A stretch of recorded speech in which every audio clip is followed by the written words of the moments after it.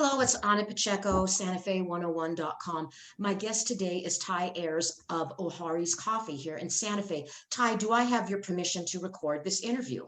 Yes, nice Well, to see you, Anne. well, good. Well, listen, thank you for doing this. And I know you've had a very busy schedule. You've been traveling. You have a lot of, I guess, work-related issues. So I really appreciate you taking the time to shed light on what it would be like for somebody who's thinking of moving to Santa Fe or somewhere in New Mexico, and they have a real, true entrepreneurial spirit, and they want to start their own business. They want to create something. So I want to hear all about your experience. And I that Ohori's has been around for a very long time. If I'm not mistaken, didn't it start in the 1980s? Yeah, we started in 1984. Okay, I remember that. Good, good. Good. So tell me all about, before we even go into your story, let's talk all about the history of Ohori's, because I believe they are the oldest coffee roaster slash company in Santa Fe. Is that correct? Yeah, I mean, from our research, it actually looks like we're the first specialty coffee roaster in New Mexico. There's some definitions about specialty coffee, like how much you roast and also what kind of coffee you buy. Um, and it looks like we were the first in New Mexico itself. Probably there was a lot of coffee roasting going on throughout time here. But in terms of specialty coffee, which kind of came about more in the late 60s into the 70s, we're definitely one of the first ones to land in New Mexico. And I think the woman who owned it, the founder of the company, her last name was Ohori. Is that correct? Yeah, her name is Susan Ohori. Okay, and what is her history? Did she come from like San Francisco, or what got her out here? Yeah, so Susan Ohori she was raised in the Bay Area, and she worked for Alfred Peet at the original Peet's Coffee, which is still in Berkeley, California. Well, that makes sense. That's a perfect segue into starting your own coffee company. So, Yes. And I know she was very successful for the longest time. I think her initial store was right there on where Connie's is, right at the corner of Old Santa Fe Trail and Paseo de Peralta. For the longest time, that would have been there. Yeah. And I remember you had a tremendous, it was something called like Black Lightning or something, a really great blend. Do you remember that? Do you still have that? We still have that. I don't know if she used that name originally. She might have, because I believe that was from Peet's Black Lightning. It might even actually still be available. Yeah. So we have an Italian roast and a French roast that are still the original blend. Wow. From that time. And also talk about rocket fuel, knock your socks off coffee. Great. Good. Well, I'll tell you something interesting. Some people watching this is that darker roasted coffee has less caffeine. So this perception that it's like rocket fuel is sort of interesting, because when you're roasting to a darker level, you burn off some of the caffeine molecules. And so for people interested in less caffeine, it actually has less. So really light coffee has the most caffeine. But people perceive, I think there is still like a feeling that it's really strong, because when it's darker roasted, people like perceive that the coffee is dark. Well, the taste is much stronger, for sure. Yeah, the taste is different. Well, we've come a long way since my mom's canned version of Folgers coffee, for sure. Mm-hmm. And thank God for that. So tell me, you and your husband, you took over this business in what year? Our family, my family, the Ayers family, purchased the business, the roaster, and 2 locations from Susan in 2001. So we've now run the company, longer than Susan did. And I came in just a couple years later. And my husband and I have owned it. Gosh, actually, I'm not remembering the year, but we have been primary owners for, I think, 5 years now. And so you're local girl, right? You and your husband both grew up here. And tell me a little bit about your family history. Yeah, I was born right near the plaza. Some people, watching this might know that the original hospital was like blocks from our plaza. It's now the Drury Hotel. Right. And so that's pretty neat. And my husband, he wasn't born in New Mexico, but his family was all here. His parents had left for a while and then came back here, and he came back in middle school. And so he spent a lot of his life here. And we're both primary from here, and we have family going back generations. My husband's grandfather was one of the first medical doctors in Santa Fe. And then his grandfather was actually an architect who built all the bridges across the Santa Fe River. Wow. We have some neat history here. My grandparents were original miners in New Mexico. Yeah, nice. My mom is from the East Coast, but she settled here. And you've actually, and you now have a young family. You're raising children here now?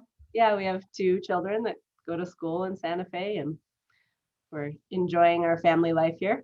And so tell me what it's like to juggle, because you're business owner, you have 2 locations, Ohori's on the Luna district, and then you have another a business on Penn Road, correct? Yeah, we have 2 locations. We have 3 sort of buildings we have to manage, because we also roast coffee fresh in Santa Fe. And so we have a roastery that's not open to the public, but is where we roast our coffee and keep all our supplies on 2nd Street. So right now, we have 3 buildings that we have to manage. We did for a little while have 3 retail locations and our roasting house. And we decided to give up one of our locations during the time of COVID, which has helped us. So right now 2 retail locations and a roasting house. And I know, and since 1984, when Ohori's first got here, you definitely have competition now there, and we won't even talk about Starbucks because that's in addition to Starbucks. But so what is it like? I mean, is it, Ohori's being the very first one here, the pioneer to do this here in Santa Fe. Do you feel that you have an advantage, or do you feel that the competition is kind of eating away at your business? Or what is it like now to have a coffee roasting business in Santa Fe now that you're not the only ones? It's a good question. As business owners, we really look at our business as part of the community. And I feel competitive aspects. I won't say I'm some perfect person. If somebody was to put a coffee house right next to me, which actually happened, we opened the location where I'm speaking from right now almost 10 years ago. And it was right near the new courthouse, and we were pretty excited. We picked a good spot. And of course, 2 coffee places opened near the courthouse within a year of our opening, and I thought about that. But in general, I really try to have not a competitive attitude, more of a communal attitude towards cafes and coffee and restaurants. I really feel that we can be in community as business owners together and support each other in many ways. I don't think our place in the Santa Fe community really comes from how long we've been here, although we really have committed regulars. It comes more from that we have a style of roasting that some people love and some people don't. And what I've loved is that as different coffee companies have come in, they've pushed us to have some different coffee beans. We used to really be a primary dark roaster, and now we have a great range of coffee that's dark roasted, medium, and light roasted. And so people coming in with different innovations have really just all we've done is adjust a little, but also been really careful not to change what we have, because that's what people love. And as the coffee business, what's called the 3rd wave, started to go a little bit more light roasted since the 70s, 80s. What's nice is now there's people that are interested in dark roasting. There's not a lot of dark roasters. So by just doing what we do well through the years, we've kept our business model and kept what we're doing, and we do well. I was just speaking last night to somebody about, people who choose to get bigger and to open more locations. And we've always come from a small bit family run business model, and it hasn't really benefited us to try to be, a business with lots of locations or to extremely expand. The internet has helped us a little bit. We have a fairly healthy online sales, but more than anything, we just keep this feeling of a family run business, 2 locations, about 24 employees.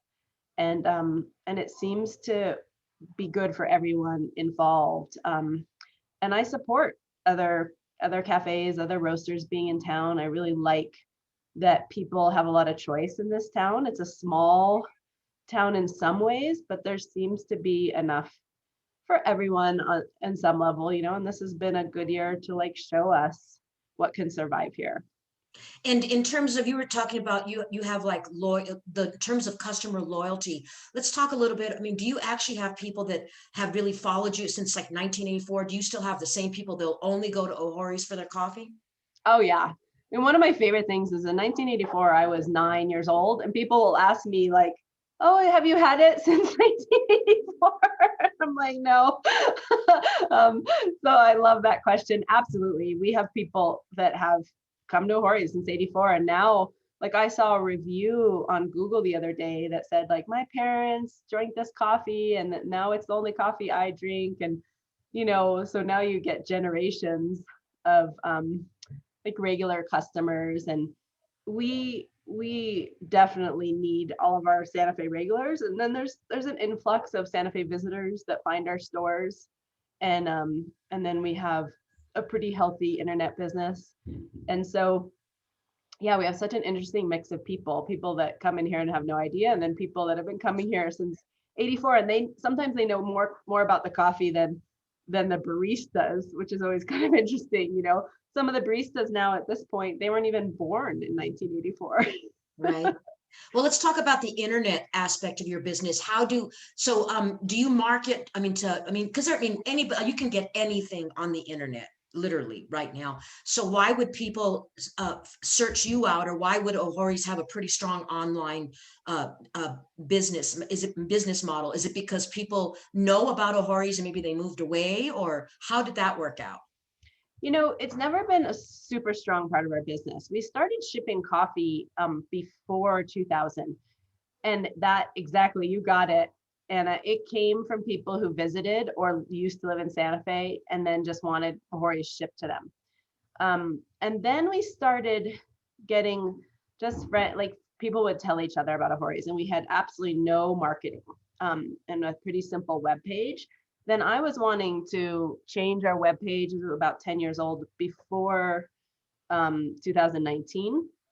And so it just happened to line up with the current circumstances in our times. And I was already building a new web page. And what's happened almost more than outside is that we now have quite a lot of local people ordering coffee.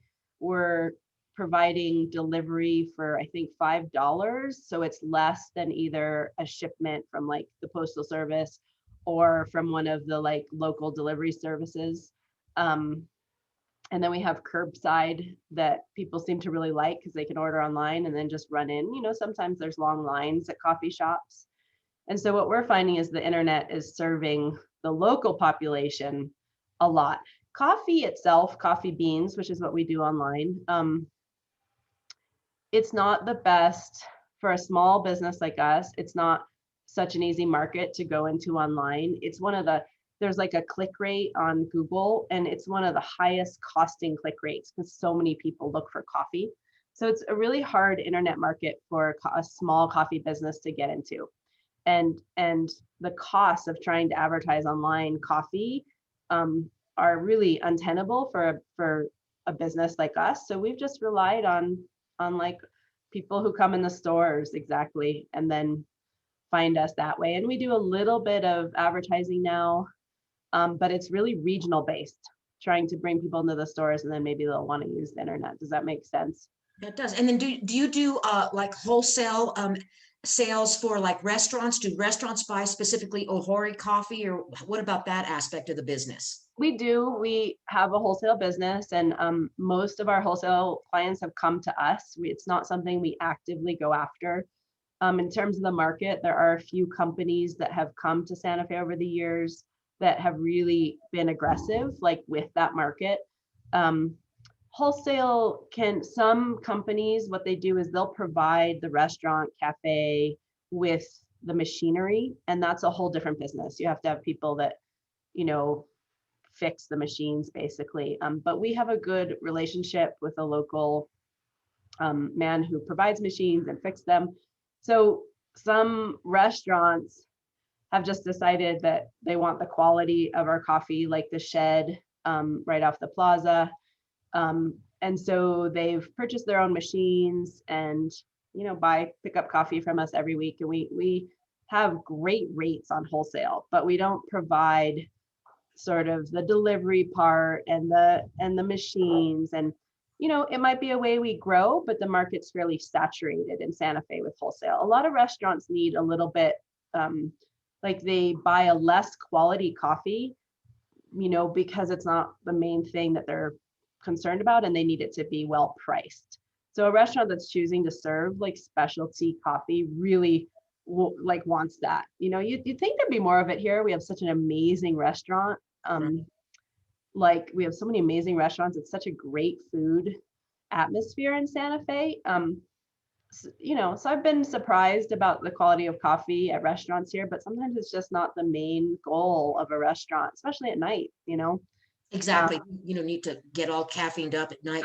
So I wanted to ask you, without mentioning names, you're a coffee roaster. How many actual coffee roasters would there be, companies in Santa Fe? Are there a lot of them? There's a lot. I think we're at 5, but really what affects our market the most is that it was about 3 years ago, one of the large national papers, like the Washington Post, I'm not quite remembering, did an analysis over the country. And now Albuquerque has, I don't know if there's a hand in my video, but now Albuquerque has the most coffee roasters per capita of any city in the United States.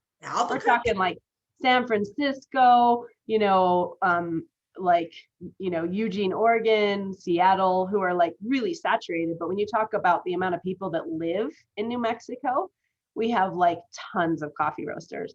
And Santa Fe and Albuquerque being so close, I feel like that affects us a lot. It's pretty saturated, but people look to coffee, but now there's a lot of environmental effects on coffee beans, and the shipping rates have been just like getting huge just in the last few months, right? So I don't know if I would choose this business right now, to tell you the truth.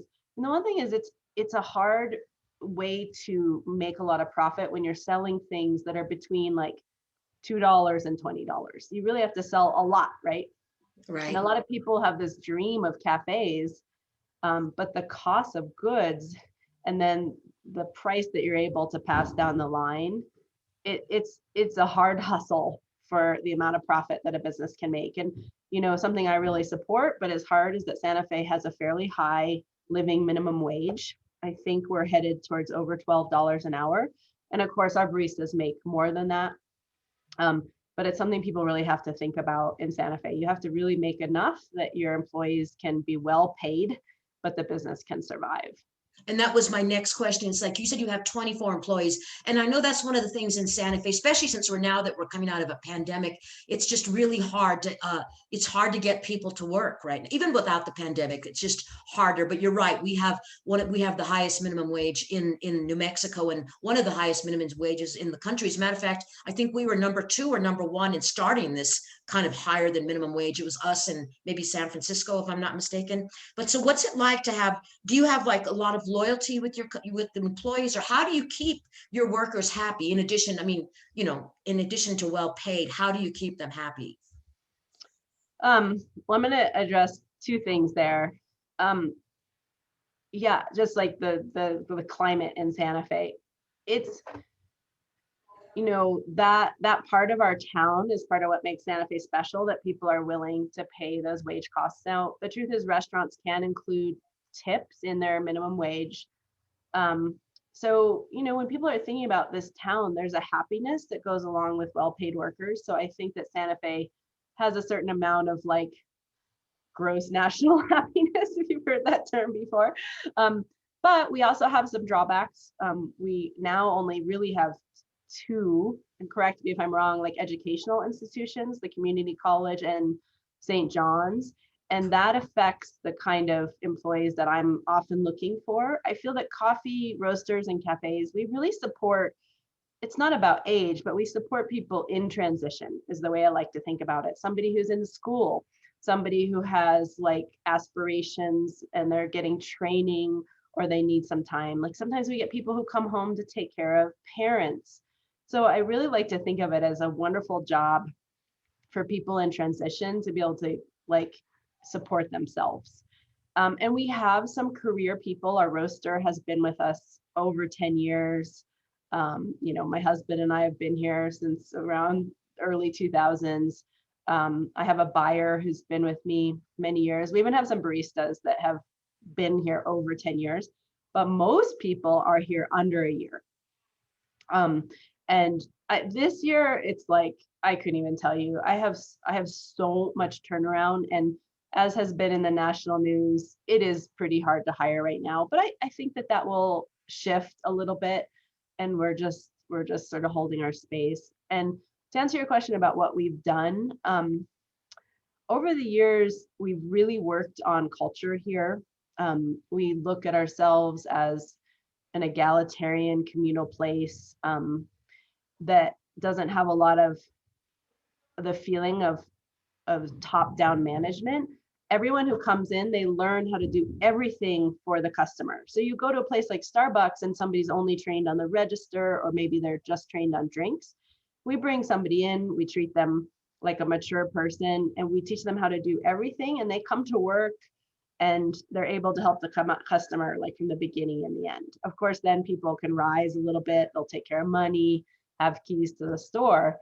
But we tend to treat everyone with a lot of equality, and we really like pay attention. A lot of people just give it lip service, like, hey, we'll hire anyone, but we have many people that are gender neutral, or we just hired someone who's bi gender. We have many people of culture here, and we really look to hire a staff that's committed to a sense of community. That's one of the things we can bring to people. And also that I'm relaxed about how long people can really be here. It takes about 2 months to train, so it's a big investment for me. And I also know that people come and go and they need that for their life. So I think that our attitudes help. Small businesses, though, we struggle. We don't have good health insurance available. We don't have some of the things that a large corporation can offer people, but we have good hourly pay and a really good place to work. We support our employees, and if they're not treated well by either each other or customers, we really get involved so that people feel well in their work environment. And what did you just call that? You called it the national gross happiness? Happiness, yeah. It's a term that actually came out of a place called Bhutan, which is like a small country. I know. Yeah, do you know it? Yeah. It was like a study done there, and you hear it sometimes, like the idea that instead of gross national product, that you're looking at how people feel, instead of just the economic side. And economics is really important, but so is the way people feel. And well, I like what you said too, is I think like you said, we only have St. John's College right now and the Santa Fe Community College, but so many people that come here are artists.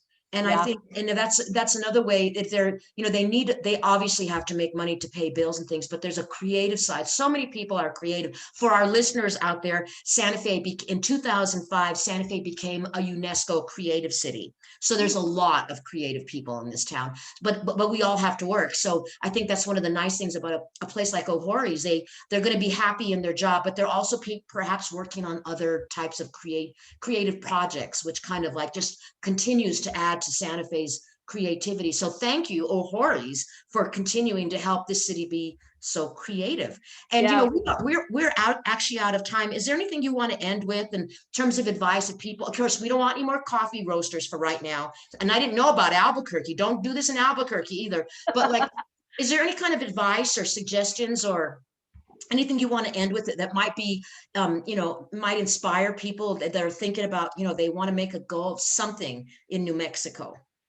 Yeah, I mean, I think that New Mexico and Santa Fe, that there's people that are interested in all, like there's people that will spend money here to like get products.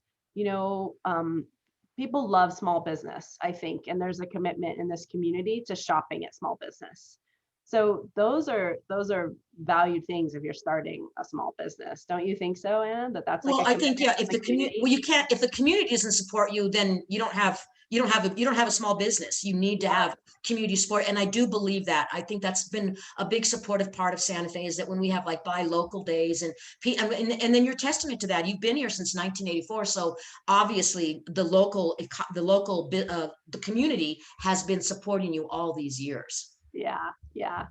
Yeah, well, thank you for the opportunity. And you're right, I didn't even say it, but we always have artists on staff, musicians, visual artists, always. There's never been a time. So thank you for reminding me of that. And thanks for your time today. Well, listen, all the best to you and good luck with the Horace. Thanks so much. Yeah, the best to you as well. Take care. Thank you.